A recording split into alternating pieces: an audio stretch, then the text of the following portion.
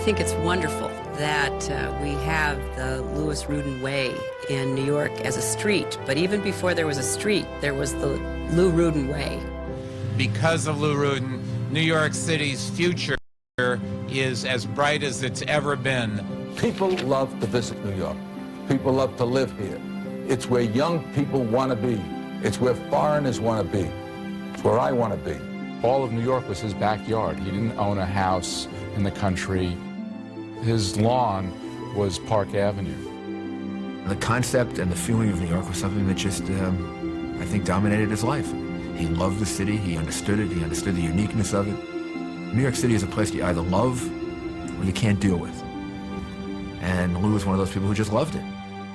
The suburbs aren't the answer. Denver and San Francisco aren't the answer. The answer's here. Lou would insist on being nice to everybody. We told him that was a terrible thing. You don't do that in politics. And then Lou would insist on welcoming and introducing all the former politicians. And we told him, you don't do things like that. You got to deal with the people in power. And Lou said, no, I'm going to do it my way. I always thought his primary role in life, I think, was to be a good citizen. And he didn't want to do well in New York as much as he wanted New York to do well. Whatever problems you think New York has, you're going to have. It may take a month, 2 months, 6 months, a year, you're going to have them. Lou was a great proponent for outsiders of the values of New York. He never wavered. He passed out those gold apples. Actually, they weren't real gold. He gave out so damn many of them. If they had been real gold, they would have broken Fort Knox. I used to think that, like, the whole Mr. New York thing, I thought it was an official title. Like, I used to think that, like, everyone knew this was the guy. I think that with the help of the media, we can alert the public in New York City to this effort. I always end up saying that service to others is the rent we pay for space on Earth. This person, Lou Rudin, paid in full. My name is Jack Nyman. I'm the Executive Director of the Stephen L. Newman Real Estate Institute of the Zicklin School of Business here at Baruch College, City University of New York. And I'm honored to be hosting today's event, Mr. New York, the Lou Rudin Legacy. We're proud to be also co-hosting the event with media partner Real Estate Weekly in conjunction with the Association for a Better New York and the New York Building Congress. Today's event is inspired by the recent publication of the important book, Mr. New York, Lou Rudin and His Love for the City. Before I continue my remarks, I want to express my deep thanks to the author of the book, Senator Seymour Lackman, Mark Rivlin, both of the Hugh L. Carey Institute for Government Reform at Wagner College, and to Bill Rudin and John Gilbert of Rudin Management, and Jen Hensley and Jordan Eisenstadt of the Association for a Better New York, for all their help in making today's event come together. Lou Rudin's grandfather, Louis, believed that what was good enough for Rockefeller was surely good enough for Rudin. But more importantly, that connection planted the seed for a practice that would endure through the decades. That practice, the philosophy of enlightened self-interest. That is, you keep in mind your own interests, that your own interests will be best served if you take into account the interest of others. At the heart of this is the strong ethic that a handshake is a handshake. Whether you're a president or a porter, you must hold yourself accountable for the magnitude of that promise. Lou would never ask, am I lucky or am I blessed? He knew that he was. The real question is, what do I do with what I have? What do we do with what we have? He created and oversaw a real estate empire worth billions of dollars. He understood inherently that opportunity perpetuates. Getting a good thing going and the opportunities with their rewards will continue to follow. First, get it going. He had connections, both business and political, and he respected and worked with people regardless of who they were or where they came from. He interfaced with his community, not only in the boardrooms of corporations and with his real estate buddies, but also by hanging out with the locals while eating a hot dog on the corner of 52nd Street and Park, a special place now known as Lou Rudin Way. Today's event will feature a candid conversation with the author of Mr. New York, Seymour Lachman, a noted scholar and former New York State Senator. We'll also hear from Lou's son, Bill, Vice Chairman and CEO of Rudin Management Company, Inc. And I'm honored that our opening speakers will be David N. Dinkins, former mayor of New York City, and J. L. Kriegel, senior advisor to the related companies. The goal of this conference is not so much more than to relate a story about a very special individual, Lou Rudin, as it is for all of us to learn from his unique perspective and philosophy and understand that we each can make a difference if we view what we do in context of the community that we're part of. There are few men in our industry and community who stand out among the rest because of who they are, the values they keep, and the model that they represent. Lou Rudin was one such individual. I feel that Lou gave us an inheritance. He helped make this city special. He revitalized it as a place people want to live, work, and visit. Now we must take what he has left us, use it intelligently, and build upon it, knowing that what we're doing for the city and community is actually going to make a difference, to count. And like Lou, we each can make an important difference. Lou's legacy is monumental.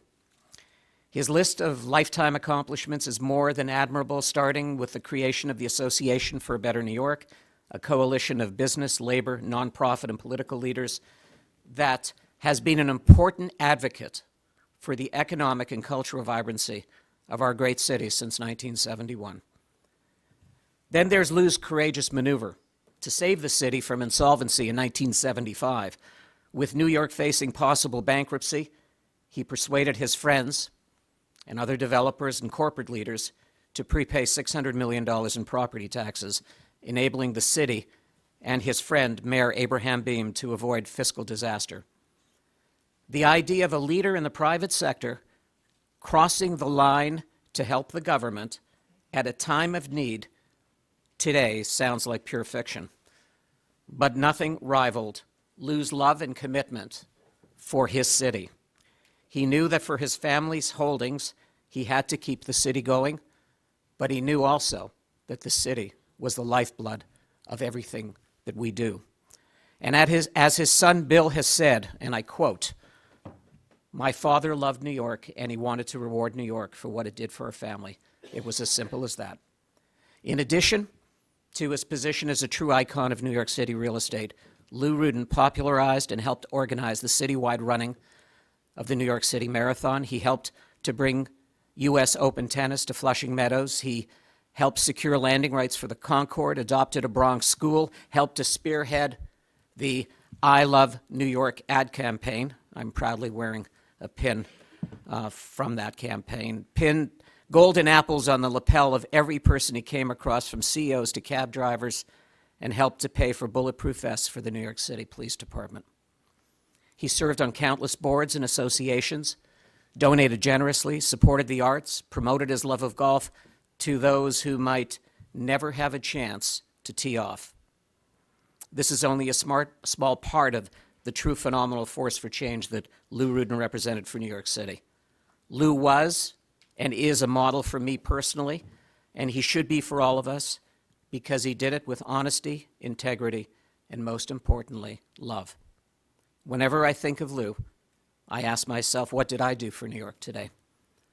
So I went to our files and I pulled out some comments that I made some time ago when I was pleased to receive the Living Landmark Award in Lou's name. And I said, well, it doesn't get any better than that. And so I'm going to bore you with what I said on this occasion on November 2nd, 2011.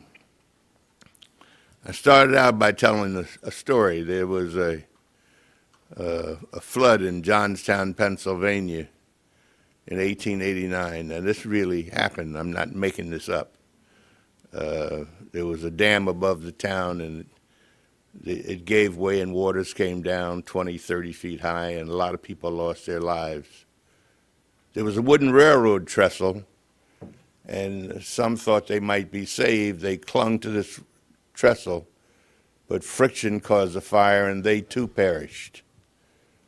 So you see, this was a tragedy of immense proportion, the mighty Johnstown flood. Well, a man survived all this. He was a good person, so he went to heaven.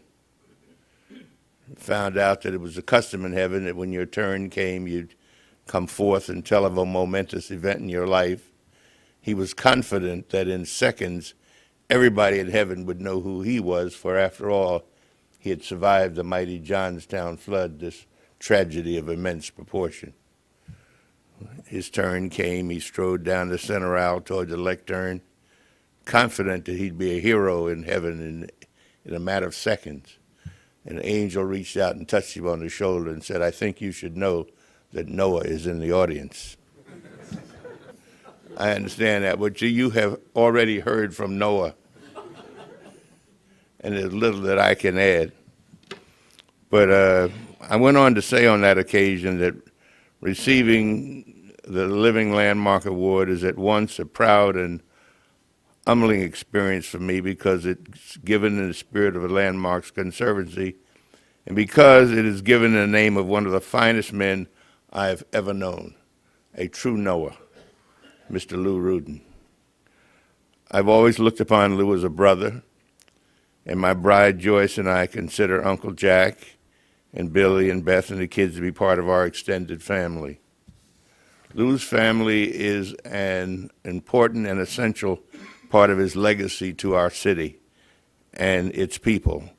And the strength of his beliefs and depth of his love for New York lives on in them, and for that we are truly thankful. Lou was a moving force and guiding light behind so many of the things that have become part of the fabric of New York. The many buildings of the most famous skyline in the world, the New York City Marathon and its Rudin Trophy, I remember so well. Lou's father was a runner, and so it seemed quite appropriate. And I used to have great fun going down to the finish line and standing usually with Uncle Jack Rudin, to see that Rudin Trophy awarded. The United States National Tennis Center and its Arthur Ashe Stadium. Well, they tell the story that way back, Lou Rudin and Slew Hester.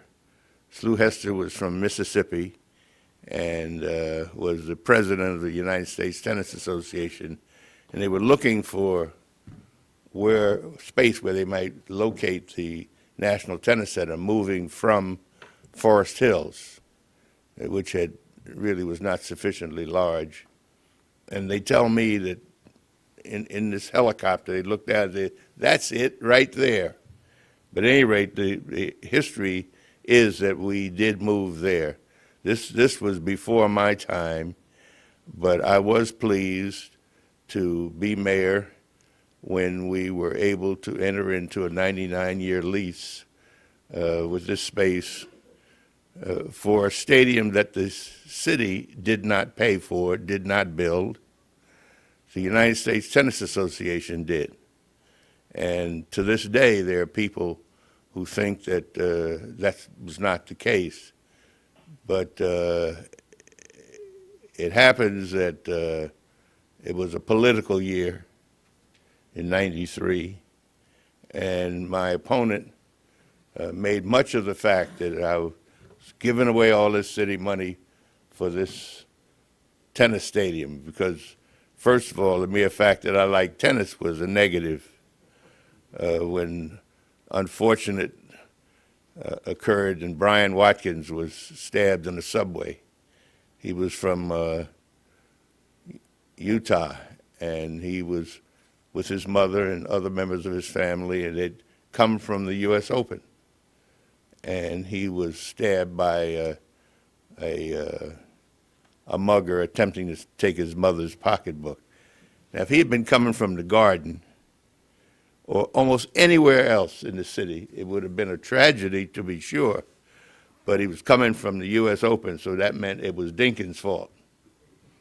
And so it was interesting. As a matter of fact, my successor sought to unravel the deal that we had made with the USTA.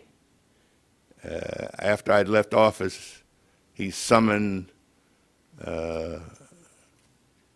Harry Marmion, who was then the president of the USTA, and David Markin. Some of you perhaps know him or you know of him. He's a checker cab guy.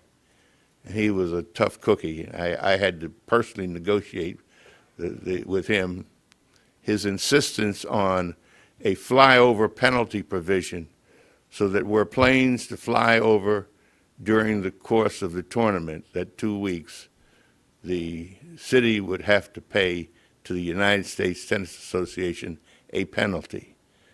I said to Dave Markin, I said, I can't do that. And Carl Weisbrod, who had brought the deal almost to its conclusion, did a wonderful job. And I'm very pleased that de Blasio has now made him chairman of the City Planning Commission. He is quite a fellow, Carl Weisbrod. And I said, I can't do that. You're killing me politically. How can I bind future administrations? And so Dave Markin said, it's a deal breaker. So I said, okay. But what we got in exchange for that was the monies paid by the city by the USTA to the city was a percentage of gross, not net. How often have you read in the press about disputes between the Yankees or Shea and the city? And that's the reason.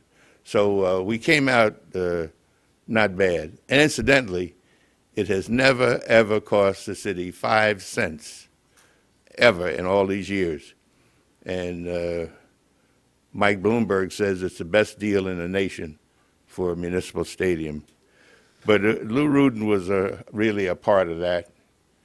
And some people are learning of late that the monies generated into the economy of the city by the U.S. Open in 2 weeks is more than the Yankees, Mets, Knicks, and Rangers combined in a half season.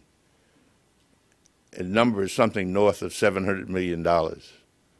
So it was a good deal. I wish we could have explained that better before Election Day, but that's the way it goes. The Big Apple and I Love New York campaigns have made New York City famous around the world, and that's Lou Rudin. So many other things that make New York, New York. It was Lou who stood with Abe Beam and refused to deliver up New York City to default. I'm sure this audience will remember there were those who counseled bankruptcy. And somewhere in someone's office, in a frame under glass, are the papers that would have been submitted to the federal court for bankruptcy. But poor Abe, he took the heat for what had been done for administrations before his. And but thanks to Lou Rudin and Hugh Carey and Victor Godbaum and Felix Roeden and Barry Feinstein and Jack Beagle and others, we managed to get through the most severe fiscal crisis our city has ever seen. Each of them is a Noah, I might add. And then with Pat Moynihan and Al D'Amato and Cardinal O'Connor, Jay Kriegel and Charlie Rangel, Lou went toe-to-toe with the President of the United States to fight off an attempt to abolish deductions of state and local taxes, a move that would have cause corporations to flee our city. And Jay Kriegel was the mastermind. He was the captain of that ship, but he had the wisdom to recognize that somebody on Ways and Means would be helpful, and they got Charlie Rangel. But it was quite a battle. But none of this could have been accomplished without Lou Rudin. The city is literally in his debt. And though these and untold numbers of other acts, public and private, Lou gave us an unparalleled example of civic responsibility and commitment, and was a true friend to our city and remained a true friend to his dying day. Lou Rudin was, as many have said, and will always say, Mr. New York, and he earned that title. His extraordinary passion for his city and his spirit of public service will live on in our hearts as long as there is a New York. I think I'm the only one here who was in the room 43 years ago when a young man named Lou Rudin walked in with what I guess today you'd call his posse of business leaders to see Mayor John Lindsay and propose, had this vague idea for some new civic organization to help this troubled city. And he was quite a bit younger than Bill is today, not as handsome, and he hadn't yet perfected his golf game. So to be honest, when Lou and his gang left, we were a bit quizzical about what all this meant and what was going to happen. I'm not terribly optimistic that it would achieve very much. And I want to talk today about two miracles. First miracle of transformation was the miracle of Lou Rudin, who went from this gangly young man and in 30 years, just 30 years, became one of our city's great civic leaders. Of unique stature and reputation, because his stature crossed every possible dividing line of this city. And that's exceedingly unusual, as I'll come back to. Now, how did Lou do it? I want to talk about how I see the ways in which Lou achieved the stature. But I want to start by saying that, as I sort of said in the video, and it was wonderful to see Lou again up there, as if he's never left, and a constant reminder of what we should all be saying about our city. Lou was sometimes infuriating. After all, he wanted to play in politics, and he did, not just state and local, but at the highest levels, from Reagan to Clinton. And in my business, politics, there are certain rules. Perhaps the key rule is you reward your friends and you punish your enemies. Lou just didn't get it, or he wouldn't. He was certainly kind to his friends, but he also wanted to be good to our adversaries as well. He just wouldn't stay angry, or probably wouldn't even get angry, when someone disappointed us. So Lou had his own set of rules for politics, and they came from a basic premise, the word that Jack used again, that is in the name of the book, which we all know, which is Lou Rudin was truly a lover. He was not just a lover of family and friends, whom he engulfed with his affection and generosity. He loved New York, as we know, but he also loved its leaders. And he seemed also to love every other elected official who came across his path, even those who were dismissive of our pleas. And too often they actually were. When we were crusading to save the deduction of state and local taxes, we were dismissed by a long list of celebrated political names. Bill Bradley, Danny Rostenkowski, Dick Gephardt, Al Gore, and George Mitchell among them. I remember the day Lou and I went down to the Senate and went to see the majority leader, Senator George Mitchell, a wonderful man, to make the plea, basically, New York is important to you. You and all your members come here all the time. We provide all this money. We're not asking for a lot. Ronald Reagan's on the other side. Just help us on this. George Mitchell did not have much interest in this. I pushed, I argued. I have to admit, I probably yelled a little bit. When we walked out, Lou was his best friend. I never understood it. And of every one of these other people on the list, but that's what he was. So here's my list of Lou's rules of politics. 1, he was strictly nonpartisan. He was really an indiscriminate lover of Republicans and Democrats. Rule 2, no matter who was elected, he supported our city and its mayor. for 6 mayors, from Lindsay to Bean to Koch to Dinkins and Giuliani, I guess that's 5, they may not have had much in common, except they were each elected to the office, and they each had the support of Lou Rudin, the unquestioned support. Rule 3, which that led to Rule 3, which Lou had the respect for all who held the office and all who had held the office. That's the unusual part. Who else but Lou Rudin could bring together in a room after they had served Bob Wagner and John Lindsay and Abe Beam, each of whom had smashed each other publicly when they ran, didn't like each other at all, believed their successor was doing terribly. But at Abney, at Lou Rudin's table, they came together, they sat together, and they joined together to support not just the city, but their successors, who they may not have privately liked at all.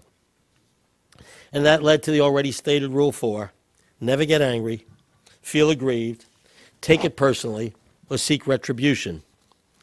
And then finally, Rule 5, Lou was accessible, welcoming, accepting, and gracious to all. Whether exalted or humble, he was never a snob or self-important. Lou's rules help explain the second miraculous transformation he achieved, that of Abney. Abney started with this vague concept of trying to help and support a troubled city.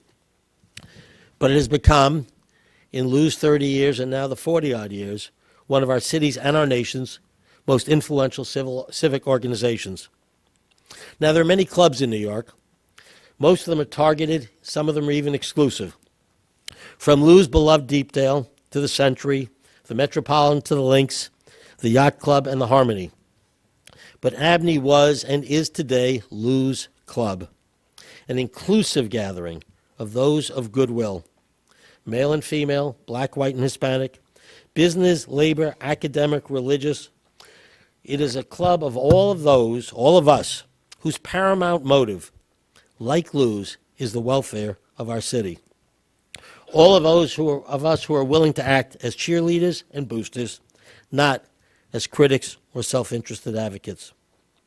Perhaps Abney has become perhaps our city's only neutral common ground, comfortable to all of these groups, particularly business and labor, not seen as a special interest, but the common interest. So today, I think speaking for myself and you, and hundreds, if not thousands of others, we are all proud to belong to Lou's Club, so ably continued and led by Bill, which has done so much for our city, for each of its mayors, and for our citizens. And by allowing us to be involved with him in this venture, he has allowed us to learn from him, to emulate his values, and Lou's rules has elevated each of us. Seymour, how did you first learn about Lou Rudin? I first met Lou Rudin on print. In print, when I was doing research for my book, The Man Who Saved New York,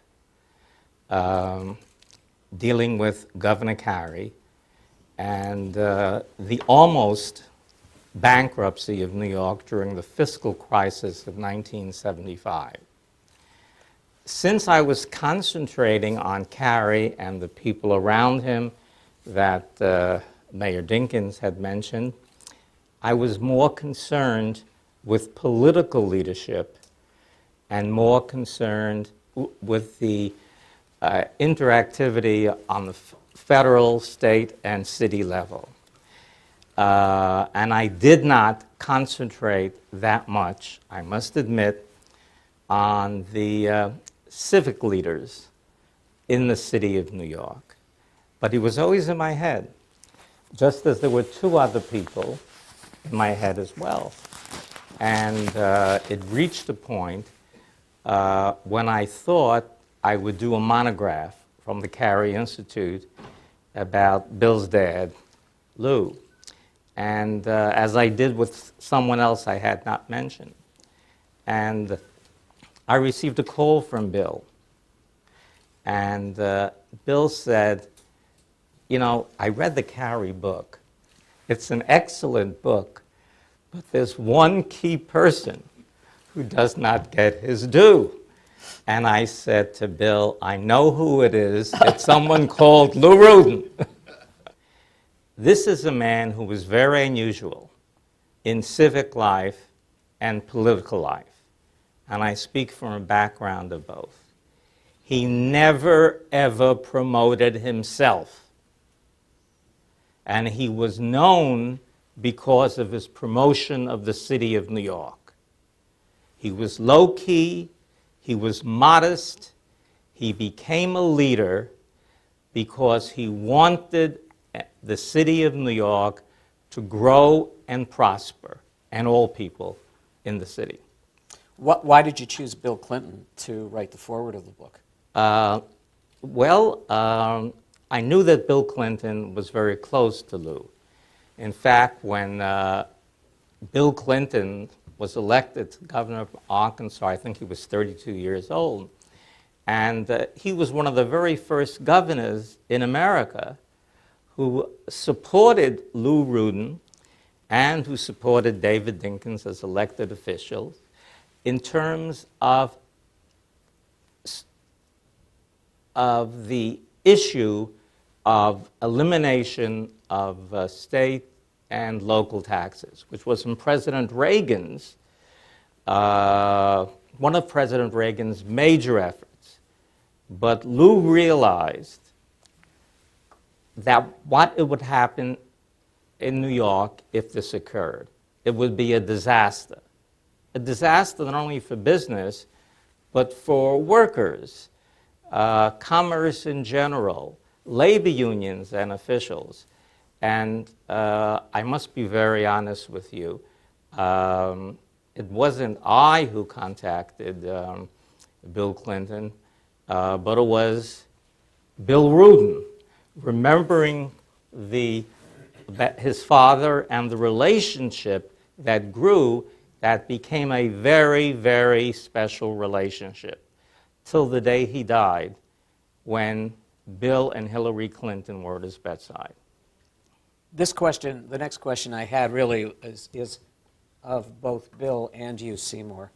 Why do you think this book is important for our industry, for New York, and also why now? Why at this time?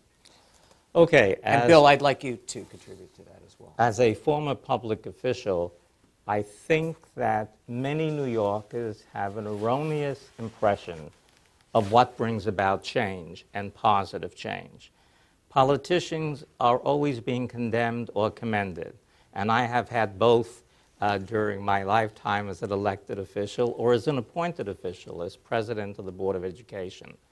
We underestimate the power of the civic community and the leadership in the civic community. And that's a very, very important thing. And Lou Rudin developed into, and Jay said, he didn't think this man would, be what he became, developed into a major civic leader who stood facing the elected officials and the non-elected officials in the political governance of New York City and New York State. And he said, because of my love for the city of New York, this has to be done. And not because I order it or want it, but I will bring together a coalition of business and labor and civic leadership to make it happen. Bill?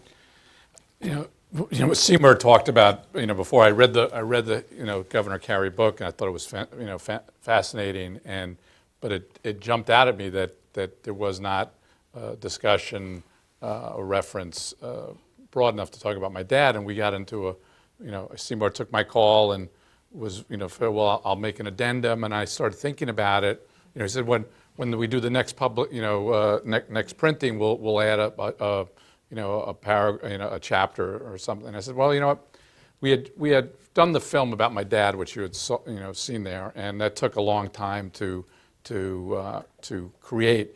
Before he got sick, he had started to do an oral history, my dad, and he really wanted to tell the story about his family and his grandfather who immigrated And it's sort of interesting, you hear about what's going on in Crimea and Russia and Ukraine, and no different back, over 150 years ago. It was Poland, Russia, they were fighting, and his grandfather, decided to come to New York to do two things he couldn't do. One, own real estate, and two, practice his religion.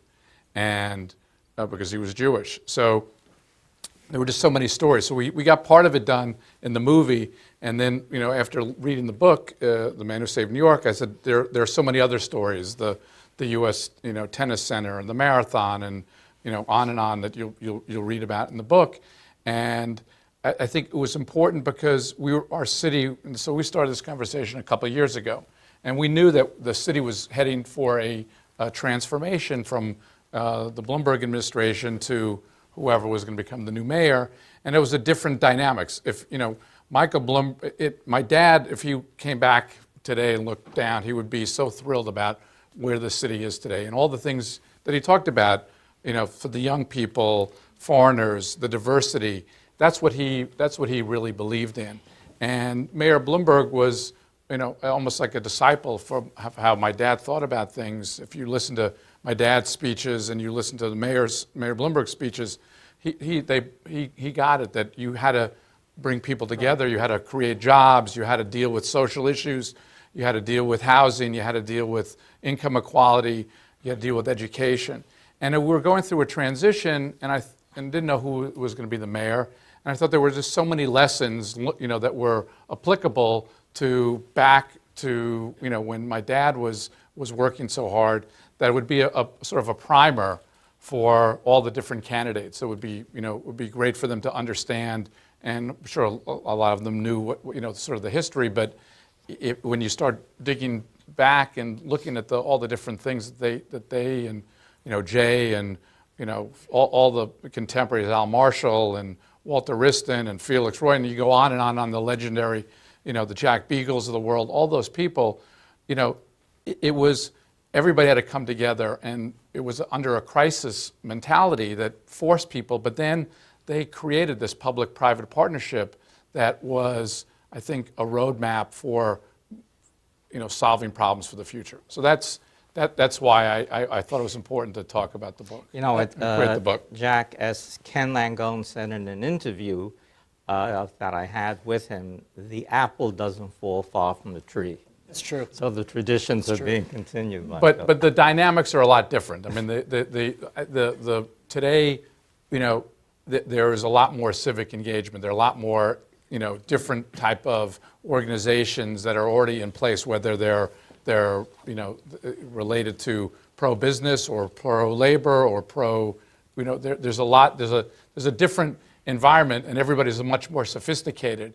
But that's good, because that creates that dialogue, that creates and we just saw with the budget and what happened.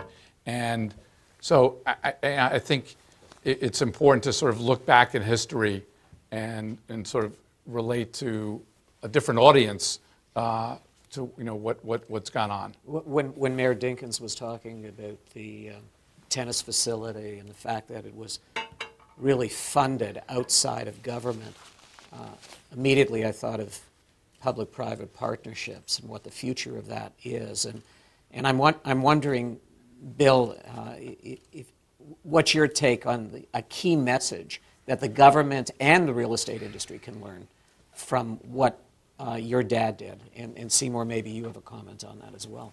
Well, I think it's the stakes are very high. And I think people, another reason why I thought it was important, because people take for granted today that the city is safe, that it's clean, that the infrastructure is working, and we can't be complacent. It's just expected. Everybody's expectations are different today than they were back in the 70s. Everybody took it for granted that crime was going to keep going, and that that the trains weren't going to work. But it took people like my dad and Mayor Dinkins who stood up and said, you know what?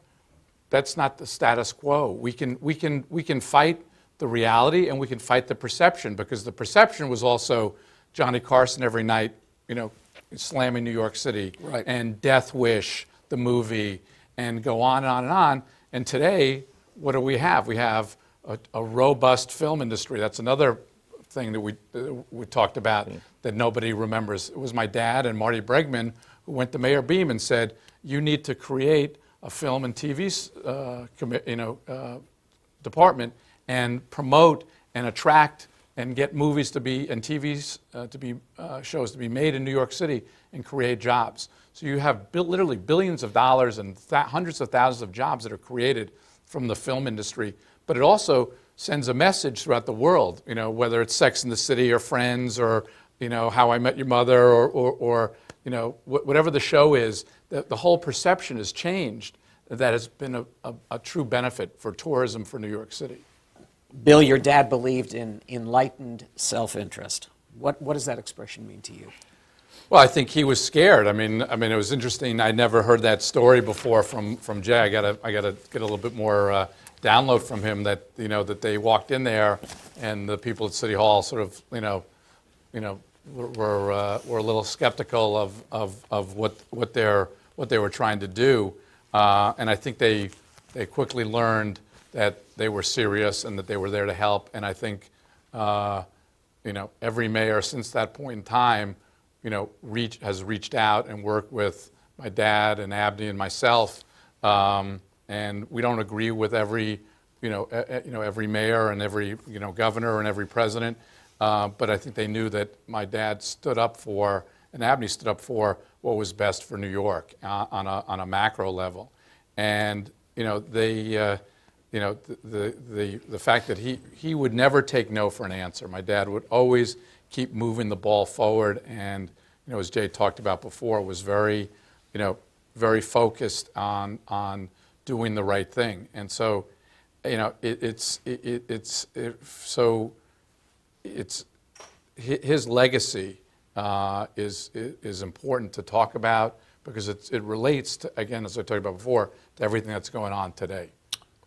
I also wanted to add over here that, at this point, that this man not only was able to stand up to politicians and do it gracefully, without screaming, without shouting, as Jay Kriegel had done, and then was the negotiator who brought things to being. For example, Bill had mentioned before the issue of bringing television and the film industry to the streets of New York, and Law and Order was filming on my campus the other day.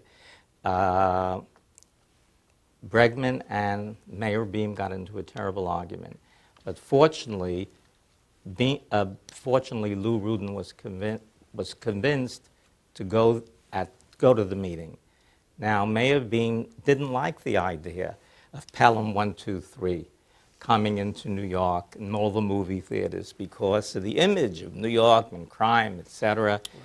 And it was Bill's father, was Lou, who turned to the mayor and he said, Mr. Mayor, I think this is a wonderful idea. It'll produce hundreds of millions of dollars, billions of dollars, several $1 billion today. And the mayor said, well, maybe I'll try it. So when one of the heads of the industry couldn't succeed, Lou Rudin could succeed. But he convinced the mayor that they're going to make this movie, and they're going to shoot it in Toronto, or they're going to shoot it in L.A., and it's going to still show New York City. So you might as well do it here. But to answer your enlightened self-interest, what it means to me and what it meant to my dad was he was scared. He and my father, my uncle, and my grandfather in the 70s were scared that they had opened literally two buildings 100% empty, one on 26th Street and Madison Avenue, one on 68th Street and 2nd Avenue, and a third building where I live today on 70th Street was 100% empty. So they're scratching their heads. Well, we've opened up these buildings. Nobody wants to rent them, and so that's how the market had gone way up in the early 70s, and then in the mid 70s it hit a wall and was free falling down. So he woke up one day and said, if they went to some of their commercial tenants who were packing up and moving to Westchester or Connecticut. So why are you leaving? It's crime, it's dirty, the telephones don't work, the subways don't work, nothing worked. So he said, if those basic fundamental issues that are important that the city has to operate are not working, then we need, as business leaders, need to come in and give advice, give direction, create task force, come up with solutions, raise money, whether it's for police vests, to help solve the problems. Because, as I said before, today people take it for granted. You wake up, you get out, you go to your office, you go to school, and things basically work pretty good. They function well. And so, can we do better? No question. But so those were the things that that he focused on, and were scared about our family and our business. So that's what propelled him to take that big leap into the political world. And he took the big leap with small steps initially. Jordan might not have been born at the time, but the Association for Better New York, as its first project, had Operation Clean Streets.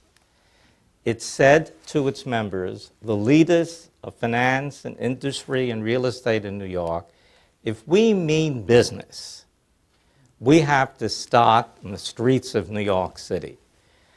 And he organized a group of a couple of hundred men and women, gave them brooms, and he said, let's go to some of these areas that have dirty streets, and let's sweep the garbage away, and let's start to create a cleaner, safer New York that would not only serve the residents that live here today, will be a mecca for people to come to New York. My dad was. He would say, if there's a gentleman named George Lentz who works with Christine Nicholas today, but he was an intern back in the late 70s, and they would give the interns a Polaroid camera, and they would say, like, go out to the street, go out and walk around and take pictures of the sidewalks. And if and they'd come back and show my dad the picture, and if it was dirty, my dad would send a handwritten note to the owner of the property saying, this was taken at 12 o'clock on Friday, you should please clean up. Or, and if it looked good, he would send a note, great, congratulations. So before there was Twitter and Facebook and social media, my dad was using technology to, then state-of-the-art technology. Then state-of-the-art, and it got it done. So not only that, but he woke up very early to get it done. John Delury, who was the president of the Sanitation Union, Mayor Dinkins remembers him. I don't yet, but at the same time, Delury invited him to come to the early call. Pardon? The early call. The early call, and the early call is 5 a.m. He wanted to show him what these men do before they go out, how they load up, etc. And he didn't think that Lou would do it. And look, I got up today at 4 o'clock to get here. It takes me 2 hours to get into the city. And in fact, it's an inducement to move in Manhattan. We're happy that you did. So, thank you. So am I. We owe it to this individual. And Lou was there talking to these men for an hour or two until they left. And that impressed Delury more than his contacts with government officials in terms of working together to prevent New York from going into bankruptcy. How did he keep neutral through this? There were so many factions in governments, politically, business. It wasn't easy, but my father and uncle, as Jay talked about before, whoever the mayor was, that's who they were supporting. And as I said before, they may not have agreed on everything, but if their priority was New York. And so if a politician came from whatever state or city, his first question was, what's your view on state and local tax deductibility, or what's your view on on funding for this issue or that issue in its relationship to New York. That was his priority. So if the answer was, I'm supporting you, great. If you're not, nice meeting you. Thank you very much. He was very nice and cordial, as Jay referred to. But so it was New York that was his litmus test of whether he supported you or not. As they say in French, Lou was not only a mensch, but he was the greatest of Menschen. And to show you what I mean, Lou did not only work with people in power, whether they were Democrats or Republicans or independents, he worked with those same people when they were out of power. And that is very unusual, having served in the New York State Senate, for politicians or anyone else to do.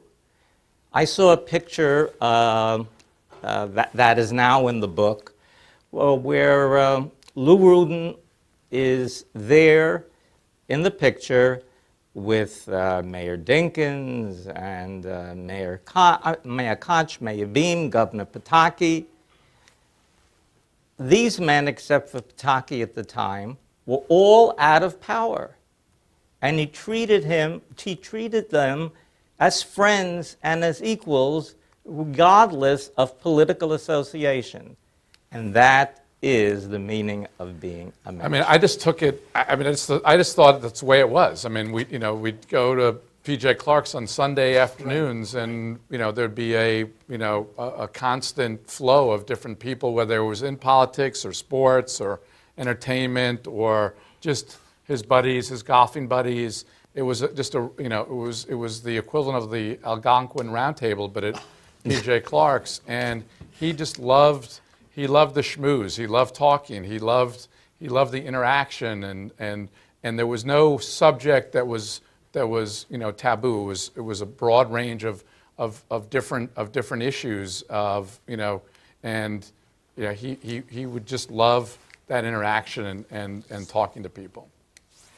I'd now like to turn the floor over to a question and answer period. State your name, your affiliation, and clearly state your question so that we can hear it for the cameras. My name is Sarah Rose. I'm with the Wall Street Journal. And this is a question for Bill.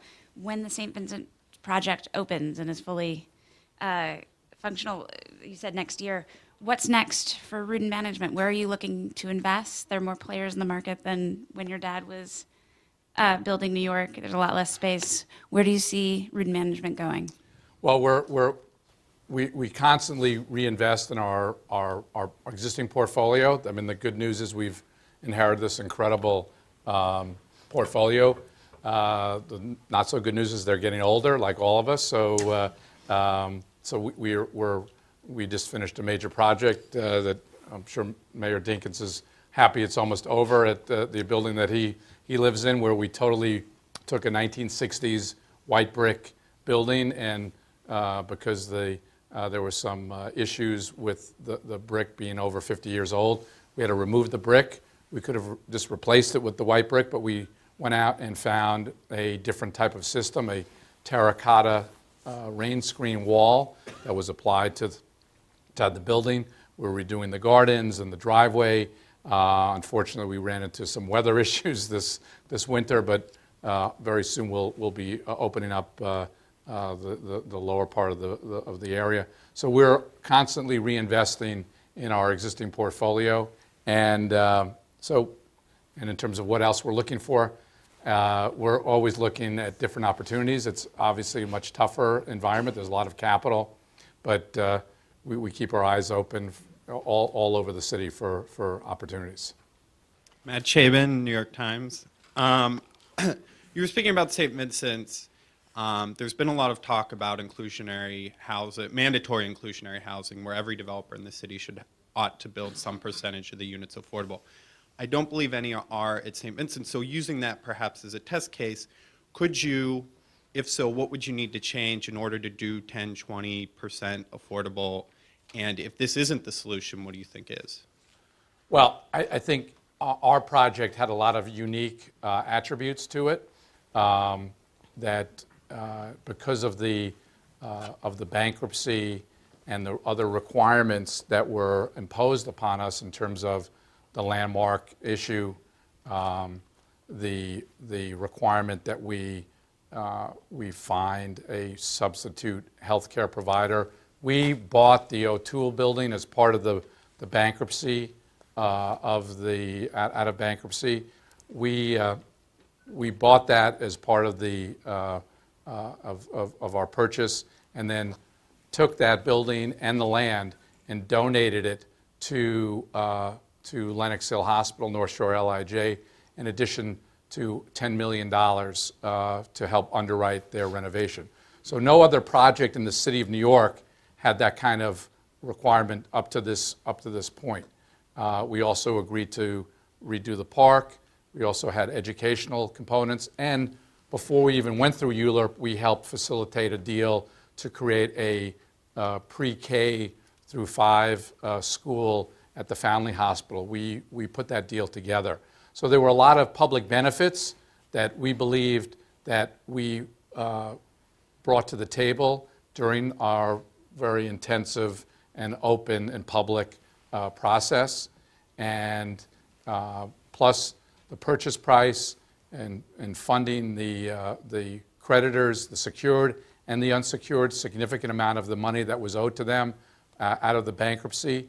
And we got unanimous approval from the creditors committee when we went to the bankruptcy court to get our approval. So we, I think, gave a significant amount of public benefits. Going forward, we'll have to see what the mayor's plan is in terms of increasing density. We were also restricted by the density. The community did not want us to go above a certain amount. We actually are building less apartments that we initially committed to.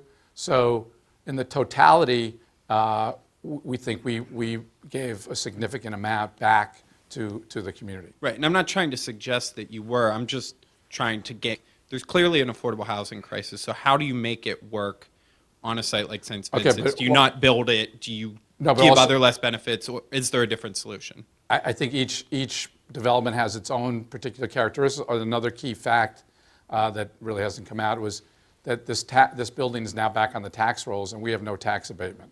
So all these other projects have 80-20 financing and low-cost loans. We did not seek that, or it's not part of our project. So again, you have to put all these things in context in terms, but we'll have to see what the mayor and the deputy mayor propose. And so far, you've seen, I think, in the last few deals with the Domino Sugar and 57th Street, I think the mayor and his team working with the developer and the community to move these projects forward, which are very, very critical.